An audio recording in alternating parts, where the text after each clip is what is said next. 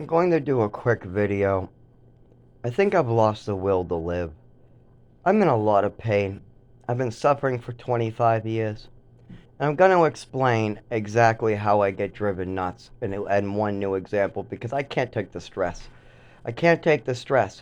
Between my father at age 89, my dead mother and all the stories that get put in the stone, the roommate who's senile but nobody wants to take his senile stuff seriously, like he's totally gone. He's totally gone, and that you could clearly see this from everything he does. Everything from lighting an apartment on fire, his record, his ability not to clean, his ability not to talk in court, his ability not to be able to file paperwork, his ability not to stay on track, and the fact that he continuously makes things harder on me. Now, I'm going to tell you how this one works. So, I showed up for court with a dirty Rochester judge. He's definitely dirty. I'm not quite sure how, but he's definitely violating the disability rights. He allowed me to be slandered in his court. I have somebody outside threatening me. I got him threatening us in the court with whispers. And then he follows me to the fucking dumpster calling me a faggot trying to start a fight. And if I put one hand on this man, all of a sudden I'm the aggressor. I get harassed for year after year after year. They said, why don't you get a restraining order?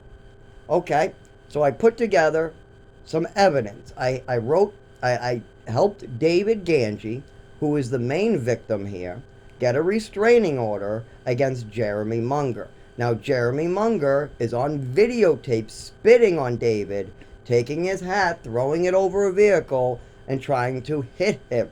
In 2019, this was recorded.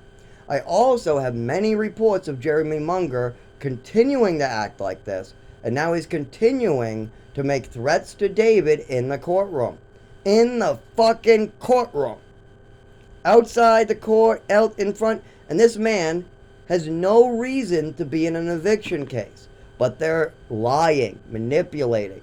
Well, why would they allow this? Why would a Rochester courtroom allow me to be stressed out to the point where my heart's beating and I feel like the only way out is to kill myself? Because if I kill myself, maybe, just maybe, I don't have to suffer for another 10 years. Because what's going to end up happening now is that these people who haven't found Jesus Christ, they don't have an honest bone in their body, they're spitting on old people, are going to make up stories. They're even sending their friends' kids to ride around David at the bus stop. That's another complaint they're trying to make. They're making a bunch of false complaints. Well, we'll just tell the judge. But this is the thing. The landlord, Jeremy Munger, gets paid under the table through the landlord. He's 1 minute the maintenance, then he's not, then he is, then he isn't, then he is, then he isn't. They lie when it fits them. That's it. He's calling me a junkie. Now, I have not ever done drugs since I've been in New Hampshire. There's no reason to call me a junkie other than I told them when I moved up here that I was recovering. I'm a recovering addict who's always going to stay sober. But that has nothing to do with this court. But you got the landlord calling me some junkie with no... This slander. There's nothing to it. There's no videos, no pictures, no hospital records, nothing. All they have is me falling over, having seizures, clean urine, clean blood, clean hair, multiple injuries, injury after injury after injury. But this David, 84, who's senile, used to hang out with Sean and Justin and Tom, a bunch of addicts. Tom is a cokehead.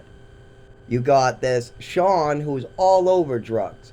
And Mark Harrington, the person who got him in this apartment way before I moved up here, knows that David likes to hang out with these junkies. So, we're getting witness statements from a guy that hasn't seen us in 6 years that got David this apartment. I haven't even seen this guy. He even gave my check away. He asked me to mow the lawn and do some landscaping. I agreed. Then he gave the check to somebody else.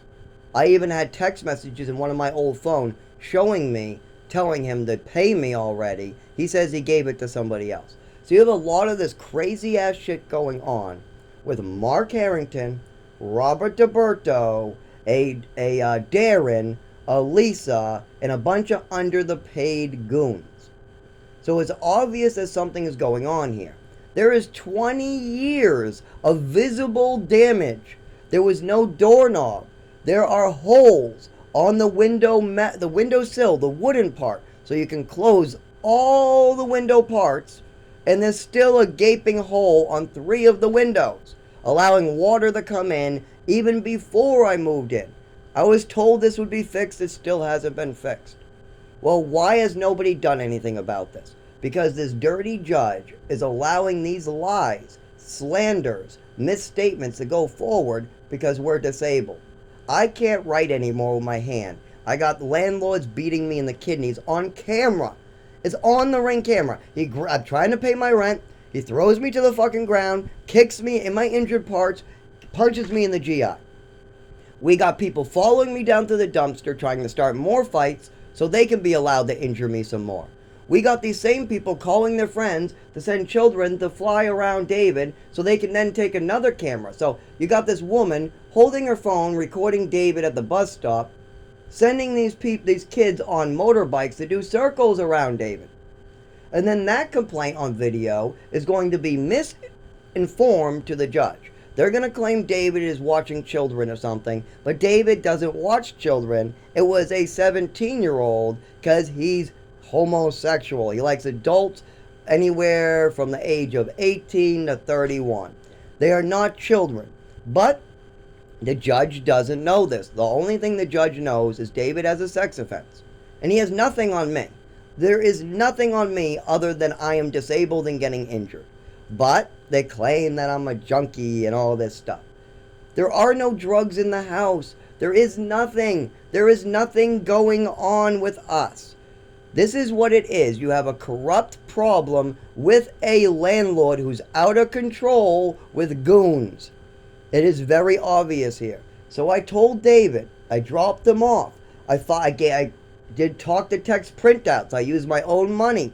I filed an RSA form and I gave it to David. David went in asking for a restraining order so these people would stop harassing him, spitting on him, and doing things like this. The judge can easily find the video footage from the police department from 2019. It's very clear that Jeremy Munger is a complete lunatic. He also smokes meth, goes outside all tweaked out, right in front of his kids. But that's none of my fucking business. I don't care, as long as they leave me alone. But now, the judge has claimed that there was insufficient evidence. Why? Why? If you have all this stuff, Zach, why? David didn't tell me when he was supposed to show up. He did the court date over the phone. He didn't file any witnesses, and every time I asked him about this, he told me that he had it handled. No, I'm going to do it. The man is senile and gone. You can't, if you look at our apartment, we're all having to live in the living room. This is affecting my health. I don't think I can live with a landlord beating me, living next to I'm sleeping next to a colostomy bag for 3 years because our landlord doesn't want to spray for bugs. I've provided him with 3 bed bugs. I have brought this to the fucking everybody. Code enforcement, everybody. During COVID, they're trying to disappear and avoid taking complaints. Well, now it's after COVID. And they're driving me bonkers. Now this Jeremy is going to throw me to the ground and beat me because I filed a legal complaint against him. Yes, that's what's going to happen. The goons are going to beat me. What happens if I just leave? I die. I'm in horrible condition. I've been breathing in serious levels of black mold. We're not talking about a little bit in the ceiling. We're talking about whole like double fist sized holes filled with mold rotting out 3 of the windows. We're talking about waterfalls coming in. We're talking about cabinets full of mold, under cabinets full of mold. We're talking about a whole ceiling extended to the bedroom above our ceiling, all covered with mold. We're talking about deadly stuff that is going to affect my health no matter what I do down the future. If I move out today, 10 years down the future or 5 years, I'm still going to be affected by this apartment. And this is obvious. That is why they moved David in. Raymond Hill worked for Mark Harrington, a friend of Robert DeBerto. They've been talking to each other for years. How do I know this? Because Darren, somebody who's the husband of Lisa, who works for Mark, also works for Robert. Also, Mark Harrington wrote a letter to the landlord saying David brought in bugs, even though bugs were here for the last 15 years. I have checked with them because the bug people also work for my company, Marbury Oil.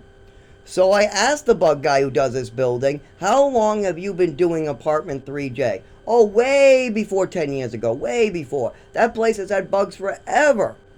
Well, then why did they move in David and Raymond Hill to an apartment with no doorknobs, waterfalls coming in, burn holes in the carpet, crayon on the side of the wall, holes in a door, and all this? Why did they do it? I came up here to help. I got the landlord to do some repairs, and I repaired the rest. There was a goddamn hole in the middle of the laminate in the bathroom. There are burn holes from the old tenant smoking on the toilet. There was shit I've been reporting since I moved in. But why has nothing been done about this? Because they continue to put the cost on the tenants.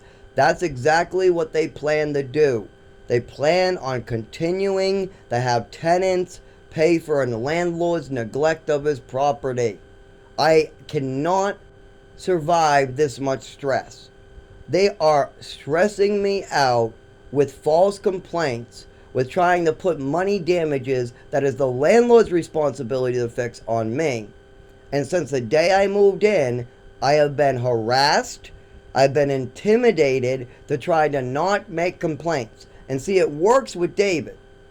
The landlord came by saying if we made complaints, this time it was different. It was, if you don't clean up the hill of those cans, if you don't do my landscaping for me, then I'm going to hit you and evict you. He said this right to David. David went outside and cleaned up a hill. But the landlord also went downstairs to yell at them for the same thing. He went to all 3 floors trying to get one of us to do his landscaping for him because his landscaper wanted money for it. So instead of... it's another fucking intimidation bullshit. It's driving me nuts. It's driving me nuts that they're having an 84-year-old on a fucking hill doing landscaping for free about to fall down the hill because the landlord wants to intimidate 3 floors of tenants and tell them he's going to hit them and evict them if we don't do his landscaping for him just so he can save a couple bucks. Not only this, he made a statement to me that if I don't stop trying to get new windows, if I don't stop trying to get the bed bugs removed, then he's going to hit and evict me. I made this complaint to welfare years ago. Welfare and the Department of Health and Human Services has been getting complaints from me for years now. Years and years and years and years and years. And then I go to court. And he tries to pretend like this is something new. No, we're just trying to get back at him for an eviction. No, I have been bringing this up to Rochester for years now. As soon as I gave him a piece of paper which he didn't read, he figured that was something from the courts as a complaint. Now remember, the landlord said he would hit me and evict me if I tried to get new windows or the bed bugs removed. He doesn't want to pay. He says he doesn't have money while he lives in a beach house in Algonquin and owns about $1 million worth of property, but he can't afford to get rid of bed bugs or replace windows with waterfalls damaging his tenant's property. You can see this. You want to see where the waterfall comes in? You think I'm lying? Think I'm fucking lying? What do you call that? Huh? Is that window closed? That window closed? Tell me, is that fucking window closed? Yes, I had to add that foam to stop gallons of water from coming in, as you can see. You want to see more? You think I'm still lying? Think I'm still fucking lying? And that's my phone. If he tries to say, oh...